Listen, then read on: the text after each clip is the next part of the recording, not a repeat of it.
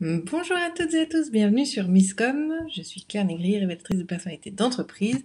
J'espère que vous allez bien en ce jeudi et que vous m'entendez bien. Parce qu'en ce moment, apparemment, bon, merci la connexion, entre le flou et l'audio, ça n'a pas l'air de super bien marcher. Donc j'espère vraiment que ça va à peu près pour aujourd'hui. Alors aujourd'hui, comme son nom l'indique, on est sur la chronique du Chronocom, comme tous les jeudis, donc optimisation graphique ou rhétorique d'un de vos supports de com. À défaut d'être le vôtre, je vous propose du coup, il faut savoir se réinventer, donc je propose maintenant des tutos sur le sujet de la semaine. Et donc du coup, aujourd'hui, je vais vous proposer, 1, 2, 3, on garde le son calme. Les bafouillages, ça arrive à tout le monde. Donc je vous propose simplement de voir en démonstration comment moi j'organise justement mes listes d'un point de vue donc email, donc ce sera les listes de mailing list, et vous montrer justement comment on peut arriver à identifier les choses. Alors, je ne vais pas parler du fameux RGPD, même si vous le savez, il faut essayer d'avoir un maximum d'infos en un minimum d'étapes. Donc en gros, toutes les infos que vous voulez leur demander, il faut les demander au début, si possible. Après, moi personnellement, j'aime bien aussi leur poser des questions parce que ça anime aussi la relation dans l'emailing. Donc c'est aussi comme ça que vous allez pouvoir gagner justement en connaissance de votre audience pour pouvoir lui proposer un contenu qui va être le plus pertinent possible par rapport à ses attentes, à ses besoins et à ses centres d'intérêt. Bonjour Ludivine, bonjour Jean-Noël. Personnellement, j'ai des macarons sur le feu. Oh bah écoute, c'est pas grave. Si tu peux en envoyer aussi, même par la pensée, j'adore ça. J'en ai fait aussi il y a fort longtemps et c'est vrai que c'est cool, mais c'est très compliqué à faire. Donc bah écoute, je t'en prie, bien évidemment, la vidéo est accès en replay, à la fois sur Facebook, mais également sur YouTube, pour ceux qui préféreraient ce canal-là. Et bien évidemment aussi, je vous invite à me poser vos questions, même en replay. J'apprécie toujours de voir un petit peu vos points bloquants, vos interrogations, de pouvoir y répondre en commentaire directement pour vous aider le plus rapidement possible. Et puis surtout, c'est que ça me permet aussi de créer les chroniques des fois d'après. Donc c'est important pour moi, effectivement, que vous participiez et que vous me donniez exactement ce qu'il en est. Pour les plus timides, vous pouvez aussi me contacter en message privé. Bref, les messages plus subliminaux sont là d'ailleurs. Je vous rappelle que pour me soutenir, vous pouvez liker la page, vous abonner aux notifications, vous abonner à la chaîne YouTube et aussi demander à recevoir les notifications pour voir quand il y a une nouvelle vidéo. Je vous rappelle la question de la semaine. Est-ce que vous travaillez sur cette segmentation d'audience de manière à être pertinent et est-ce que vous donnez justement un contenu personnalisé à votre audience, quel que soit le support? On a vu le mind map justement sur la stratégie mardi. On a parlé justement de toute la stratégie de personnalisation lundi. Aujourd'hui, on sera en mode démo, donc c'est vrai que c'est un réflexe que beaucoup ont. Quand on pense à la personnalisation, on va penser souvent au mail marketing d'un point de vue stratégique, alors que pas du tout, ça s'arrête pas à ça, ça va aussi être par rapport à vos publications sur les réseaux sociaux, ça va être aussi par rapport à des flyers, enfin à tout le print que vous allez pouvoir éditer, même si ça peut coûter plus cher, c'est toujours beaucoup plus impactant et donc avec un meilleur retour si on fait moins de tantinés, mais en plusieurs versions, de manière à personnaliser. Donc voilà, j'ai refait un petit tour justement sur le cadrage, mais aujourd'hui c'est vrai que comme on est beaucoup et on est sur le digital, bien évidemment sur Misscom, donc je vous propose des éléments sur le digital. Aujourd'hui je vais vous partager mon écran, donc on est sur Sendinblue. J'ai aussi beaucoup d'informations et de listes et de tri qui sont faits sur Mailchimp, sauf que Mailchimp a changé sa stratégie, est devenu un outil de web marketing généralisé. Et donc, il y a beaucoup de choses aujourd'hui qui sont payantes, même si moi j'y ai encore accès parce que j'ai mon compte à plus de 10 ans. Aujourd'hui, si je vous fais une démo sur Mailchimp, vous n'aurez pas les mêmes fonctionnalités que moi, donc je trouvais ça complètement aberrant de vous faire une démo sur Mailchimp. Donc j'ai préféré mettre à l'honneur Sendinblue. Pour rappel, c'est un petit outil français, donc moi je suis un peu chauvine, j'aime bien utiliser justement tout ce qui est Frenchy. Donc c'est pour ça que je vous le recommande. Il est très très bien placé en termes de délivrabilité. C'est vraiment un outil qui reste simple. Aujourd'hui, on fonctionne avec des builders. C'est le cliquer glisser dès que vous avez un élément. Donc honnêtement, même si vous n'êtes pas féru de technique, vous pouvez largement y arriver avec Sendinblue. Donc, je vais virer mes petits trucs ici sur le côté. Voilà, et on va passer au partage d'écran. Non, c'était pas ce que je voulais faire.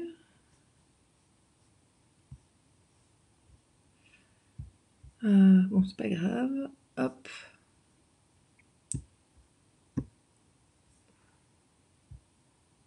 Voilà. Toc. Et je vous partage. Nous voici donc sur Sendinblue. Hop, moi je vire tout ça. Alors j'ai pas, pour une question d'anonymité, je n'allais pas vous montrer ma liste parce que je ne peux pas, ou en tout cas je n'ai pas pris le temps de voir si je pouvais flouter pendant le direct les informations sur l'écran. Donc j'ai préféré vous mettre justement une liste que j'ai créée qui s'appelle des mots. Donc dans cette liste-là, vous allez pouvoir justement gérer les choses.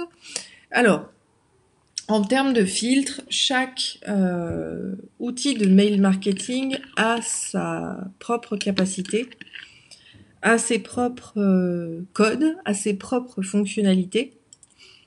Donc je peux pas vous dire, si vous utilisez autre chose que Sendinblue, comment ça marche. Par exemple sur Mailchimp, ça je peux vous le dire, ça marche sous forme de groupe, sous forme de tag, sous forme de différentes listes. Là on peut, alors comme vous pourrez le voir, j'ai plein de listes différentes. Ça, c'est un premier tri parce que pour moi, je trouvais que c'était beaucoup plus clair et beaucoup plus facile à mettre en place si on crée plusieurs listes. Il y a vraiment différents niveaux de segmentation. Le plus simple, c'est de faire différentes listes parce que, par exemple, vous allez pouvoir faire des listes par rapport à des opt-in. Même si l'idée c'est qu'ils arrivent dans votre email global et général pour faire du mail marketing, il n'empêche que le fait d'avoir une liste dédiée vous permet justement d'avoir moins de problématiques techniques pour pouvoir dire que c'est vis-à-vis de l'opt-in et mettre une automation derrière pour que les gens qui s'inscrivent sur la mailing list reçoivent le document que vous avez mis en cadeau. Donc le fait de créer une liste, ça permet justement déjà de faire un premier tri entre ceux qui s'inscrivent à la newsletter, parce que vous avez un opt-in, inscrivez-vous à ma newsletter, et ceux qui ont justement téléchargé le produit, enfin le document téléchargeable 1, recevoir les vidéos d'un deuxième truc, etc. Vous avez déjà un premier tri de centre d'intérêt. Et après, toujours par rapport à les échanges que vous allez pouvoir avec eux, la personnalisation va devenir de plus en plus précise et de plus en plus fine. On est vraiment sur un système de digression à l'infini. Donc à vous de voir surtout les informations les plus pertinentes à récolter et à garder. Alors justement pour moi, vous voyez ici, bon SMS moi je le prends pas, donc on a le nom, le prénom.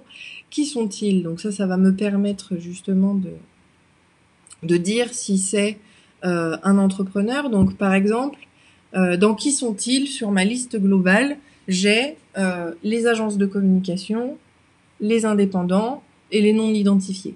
Pourquoi? Parce que moi, ma communication, si je veux faire du mailing à des agences de com ou à des services de communication, sera complètement différent. Je vais absolument pas communiquer ni de la même manière, ni avec le même contenu, vous vous en doutez, à des agences de com ou des services marketing que à des indépendants comme vous êtes. Je vais avoir aussi, dans qui sont-ils, un tri sur les miscellaneous, comme on dit en anglais. C'est ceux qui sont pas répertoriés. On ne les a pas identifiés, mais il faut pouvoir les mettre justement pour, pourquoi pas, leur proposer et leur poser la question, quels sont les sujets que vous préférez. J'apprécie aussi de mettre, voilà, vous voyez, il y a depuis l'opt-in, justement parce que moi j'ai 5 ou 6 opt-in sur mon site internet et sur mon blog qui tourne en permanence. Et c'est une information supplémentaire. Je vous donne un exemple. Ceux qui téléchargent ma charte éditoriale, alors là, je prends le mauvais exemple parce que finalement, cette automation-là est très complexe. C'est-à-dire que j'ai un article sur la charte éditoriale de manière générale qui explique l'intérêt, le pourquoi du comment. La personne qui veut recevoir la charte éditoriale rentre son email, valide son inscription, et reçoit un premier mail qui lui explique que pour des raisons de développement et de ce que j'ai eu à faire, je mets à disposition soit une charte éditoriale générique, tout support confondu, soit une charte spécifique réseaux sociaux. Donc la personne dans le mail va cliquer sur le terme qui l'intéresse le plus, soit réseaux sociaux, soit global. Et du coup, ça lance un autre email qui va être personnalisé. S'ils ont cliqué sur réseaux sociaux, ils reçoivent les réseaux sociaux. S'ils ont cliqué sur général, ils reçoivent la générale.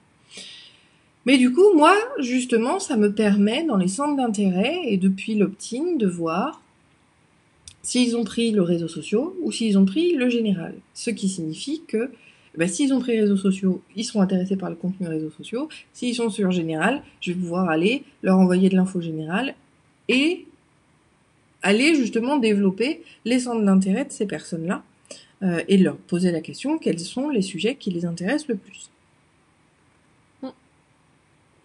J'en profite, à la vôtre, petite pause café.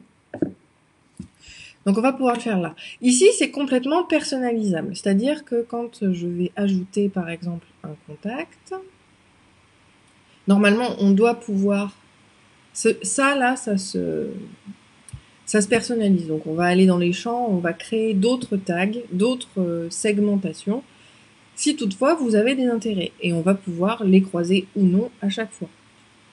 Parce que c'est pertinent de savoir qui des indépendants, par exemple, vont dire réseaux sociaux. Alors, je vais mettre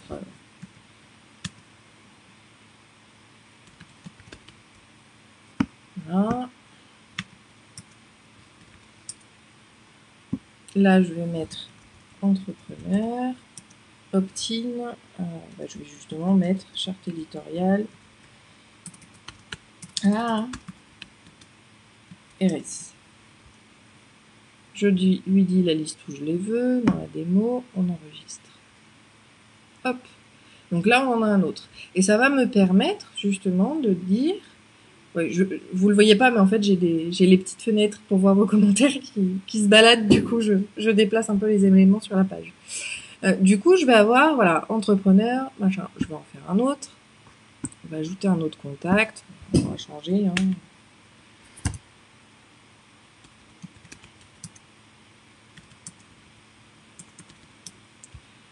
Donc, qui sont-ils? Là, je vais mettre entrepreneur encore. Non, je vais pas mettre entrepreneur. Je vais mettre undefined.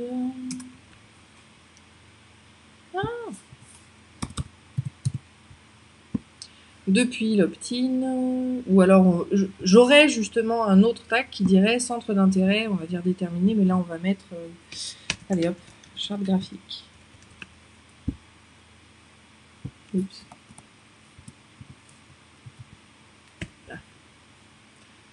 Enregistrer. Voilà. Donc on a justement undefined, charte graphique. Donc là, rien qu'avec ces exemples-là, tenez, justement, je vais aller personnaliser celui-là pour lui dire...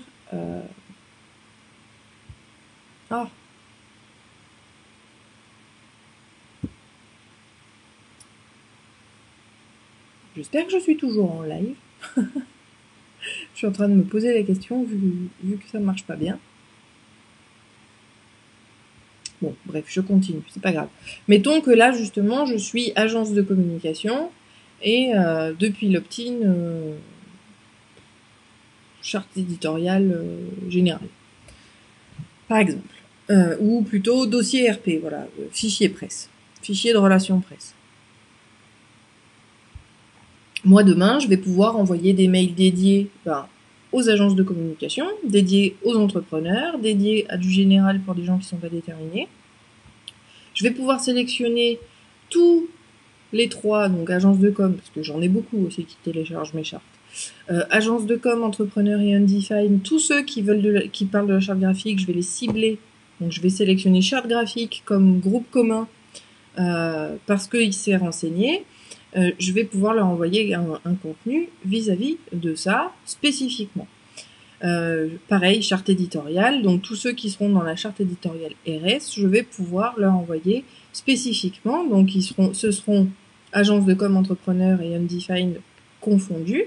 Je vais pouvoir le faire. Maintenant, si je veux faire un contenu dédié pour les entrepreneurs sur de la charte graphique, pour leur donner comme je le fais sur ces émissions, l'importance justement de la charte graphique et de tout élément graphique. Alors forcément là je mets opt-in charte graphique, mais si c'est centre d'intérêt, justement ça va être graphisme. Donc je vais sélectionner graphisme auprès des entrepreneurs seulement pour leur proposer, je sais pas moi, par exemple, là je vais lancer un atelier sur l'image, je vais faire un message spécifique pour les entrepreneurs pour leur proposer mon atelier sur la gestion des images dans leur communication. Et ce sera uniquement à eux. Donc forcément, le message que je vais employer pour parler de la charte graphique et donc de mon atelier sur la gestion des images, je vais leur en parler de manière spécifique parce que c'est pour les entrepreneurs. Alors qu'une agence de com, déjà, elle sera pas du tout intéressée par ce sujet-là. Et le numéro, et le nom défini, lui, on va pouvoir lui donner quelque chose de différent, de plus générique, ou qui va peut-être appuyer sur l'intérêt. Donc là, on va peut-être je lui rajouterai peut-être une vidéo justement de Misscom qui parlait de la charte graphique, de l'univers graphique, de l'importance d'avoir ça, et puis peut-être dans un autre temps lui proposer justement l'atelier. C'est pour ça que là justement je vous fais le dessin, le cheminement, donc premier mail sur le centre d'intérêt. Ceux qui me blacklistent, ceux qui vont me répondre que finalement ça les intéresse pas, je vais pouvoir les qualifier et venir personnaliser en rajoutant les intérêts qu'ils ont eux, ou que justement ils sont pas intéressés par le graphisme, donc ça, je vais bien évidemment le noter. Et c'est comme ça qu'on agrandit et qu'on personnalise le plus possible.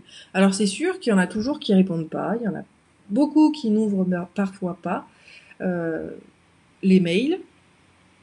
Je me permets de le rappeler aussi, justement, parce qu'on est en plein dedans, puisqu'on parle du mail marketing. S'il vous plaît, pour ceux qui m'entendaient, qui m'écoutaient, qui regardaient cette vidéo, que ce soit en direct ou en replay, si un sujet ne vous intéresse pas, par pitié, désabonnez-vous, ne mettez pas spam. Parce que, surtout chez les entrepreneurs, si on a votre mail, on n'achète pas des listes, on n'a pas les moyens d'acheter des listes. On a bien compris, en tant qu'indépendant qui est un tout petit peu éthique comme moi, que justement, plus c'est personnalisé, mieux c'est. Donc si on vous l'envoie, c'est que vous nous avez donné votre email quelque part, même si vous vous en souvenez pas, c'est pas grave. Mais déclarer en spam fait que derrière, l'email est blacklisté. C'est-à-dire que même moi, aujourd'hui, alors certes, ça ne vient pas de là, mais j'ai déjà eu le cas parce que j'avais une liste très importante que j'avais récupérée quelque part, et tout le monde m'a déclaré en spam. Résultat des courses, même mes clients ne recevaient plus mes mails parce que j'atterrissais automatiquement dans les spams.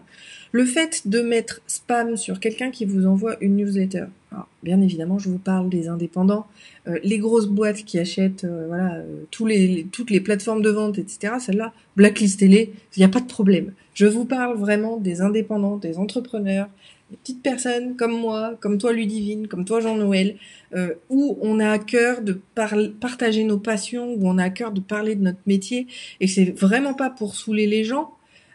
Si vous nous mettez en spam, nos clients ne reçoivent même plus nos mails, donc c'est quand même quelque chose de très très important. Par pitié, cliquez simplement sur désabonner. Et à tous ceux qui ont beaucoup de désabonnements dans vos listes, ne le voyez pas comme quelque chose de négatif, au contraire, c'est quelque chose de très sain.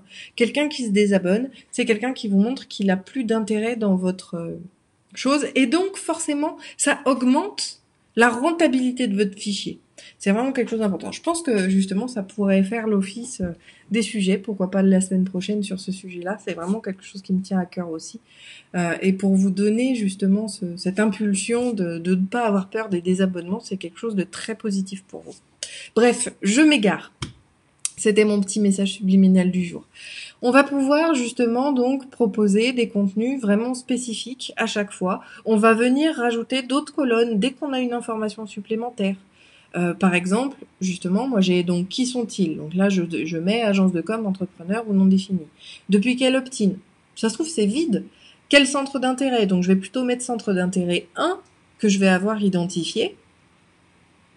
On ne sait pas forcément pour lequel, mais au moins, voilà, on va pouvoir voir où c'est que on arrive à obtenir les choses. Donc on va mettre centre d'intérêt, là voilà, on va pouvoir mettre centre d'intérêt 1, réseaux sociaux. Centre d'intérêt 2, un peu de stratégie, parce que si tu télécharges une charte éditoriale ou une charte graphique, c'est un minimum stratégique, donc par extension, la stratégie de communication sera un sujet qui pourra l'intéresser. Donc on va mettre centre d'intérêt 2, on va pouvoir le compléter, et ainsi de suite. L'idée, c'est vraiment de mixer, comme on l'a vu mardi sur l'outil de mind mapping, tous les sujets que vous allez pouvoir avoir, vous allez pouvoir faire ce tri-là au niveau des centres d'intérêt, au niveau de tout ça, rajouter à chaque fois, ce qui fait que quand vous avez une communication spécifique où vous avez envie de faire un sujet, comme moi par exemple sur ma semaine, les sujets dédiés, vous allez pouvoir l'envoyer, en envoyer un générique peut-être à tout le monde, mais après effectivement peut-être aussi proposer le contenu plus dédié justement à ceux que vous aurez identifiés, pour qu'ils aient vraiment un sujet qui soit pertinent et intéressant pour eux. Voilà, donc j'espère que ça vous aura intéressé. Donc encore une fois, par rapport aux différents outils que vous pouvez avoir, il y a plein de façons de segmenter son audience. La première, c'est bien évidemment de diviser les listes, chose que vous ne pouvez plus faire sur MailChimp parce qu'aujourd'hui en gratuit, vous n'avez le droit qu'à une seule liste. Par contre, vous allez pouvoir faire des groupes, des segments et des tags. Donc les groupes, ce serait par exemple vis-à-vis d'un opt-in. Le segment, ça va être spécifié. Donc là, l'opt-in, par exemple, charte éditoriale. Le segment, ça va être réseaux sociaux ou général. Et ensuite, vous avez les tags qui vont, eux, être identifiés plus sur... Mince, je perds mes mots, je suis désolée. Les tags, eux, vont être vraiment sur, justement, les différents centres d'intérêt que vous allez pouvoir rajouter à la main. Mais en fin de compte, voilà, c'est pas plus que ça. Alors, je vous rassure, cette adresse-là, c'est une bidon, hein. Donc c'est pas la peine d'essayer de la prendre. C'est une fausse que j'ai mise, même si c'est une fausse vraie, parce qu'elle pourrait exister. N'empêche que ça ne sert à rien de la noter pour ceux qui se diraient tiens, je vais récupérer un mail. Non. En tout cas, voilà, l'idée c'est vraiment ça. Ça va être de venir mettre à chaque fois, dès que quelqu'un vous répond, si vous faites une question ouverte dans votre mail et que la personne répond, déjà, elle a cliqué sur répondre. Donc, c'est que elle est intéressée ou elle veut vous faire passer un message. On peut le récupérer et le venir personnaliser. 2, si c'est une question, si elle répond réellement à une question, comment faites-vous telle chose ou qu'est-ce que vous préférez, tel sujet ou tel autre, vous allez pouvoir justement les remettre et venir rajouter des centres d'intérêt. L'idée étant, bien évidemment, de le lier avec le mind map qu'on a fait mardi, avec justement des items que vous avez envie de traiter. Vous voyez justement la stratégie du pourquoi en tant qu'indépendant, en tant que communicant et marketeur, on n'a pas le droit de répondre aux enquêtes parce que c'est complètement orienté. Vous avez votre tableau des sujets. Vous allez écrire des mails pour pouvoir obtenir les centres d'intérêt des gens. Alors l'idée c'est pas uniquement de leur demander leur centre d'intérêt, bien évidemment, c'est dans une relation construite et constructive qu'on va faire au fil de l'eau. Mais l'idée, ça va être, justement, vous avez envie de mettre un autre produit ou vous avez envie de parler d'un autre sujet, vous allez proposer une série d'emails ou même ne serait-ce qu'un seul pour savoir qui serait intéressé par cette information-là, par ce sujet-là, et c'est comme ça qu'on va venir construire au fur et à mesure. C'est pas quelque chose qui va être fait comme ça du tac au tac, c'est quelque chose, ce tri-là, c'est un truc qui se fait vraiment sur le long terme, c'est tout le temps. Dès qu'on a une info, dès qu'on sait qu'on identifie quelqu'un qui est dans sa base et qu'on va pouvoir mettre dedans, on va, voilà, vraiment gérer ce genre de choses-là. C'est quelque chose d'ultra important. Allez, petit plus pour ceux qui sont en direct, justement, pour les désabonnements, non, vous savez quoi ?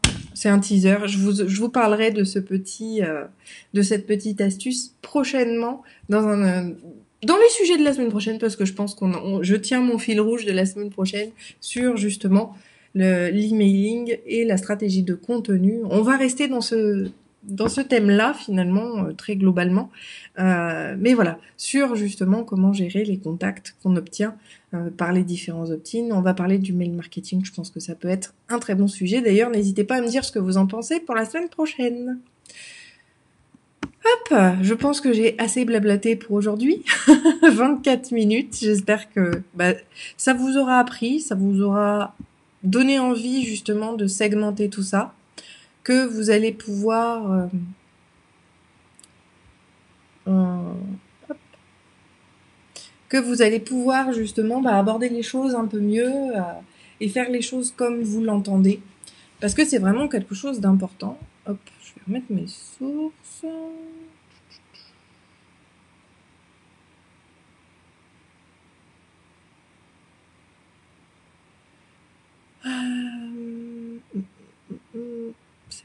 Voilà, c'est là.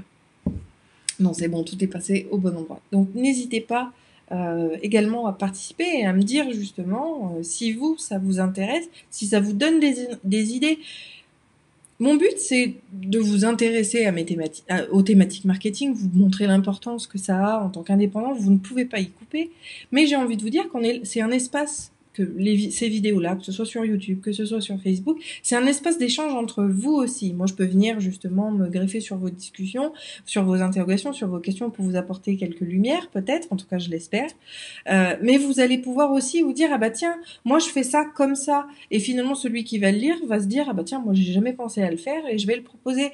C'est aussi dans vos utilisations dans vos témoignages d'utilisation, quel que soit le sujet, dans votre témoignage sur ce que vous faites ou ce que vous ne faites pas et pourquoi. C'est comme ça qu'on est constructif et qu'on va pouvoir amener de l'échange et peut-être apporter vous-même des lumières à ceux qui liraient vos commentaires. Donc vraiment, n'hésitez pas, même en replay, sur YouTube également, commentez les vidéos sur vos propres expériences, sur vos propres questionnements. Je serais ravie de pouvoir vous aider et j'espère vraiment que même vos contributions pourront aider tous les autres qui vont voir ces vidéos. Sur ces bonnes paroles, je vais vous souhaiter une simple bonne journée, une bonne après-midi, un bon appétit, et on se retrouve en direct sur Facebook demain, parce que pour l'instant je ne fais pas encore en YouTube live, je vais attendre un petit peu pour le faire, mais on se retrouve demain pour le Claire part en live. Je vous souhaite une très bonne journée, et je vous dis à demain. Ciao!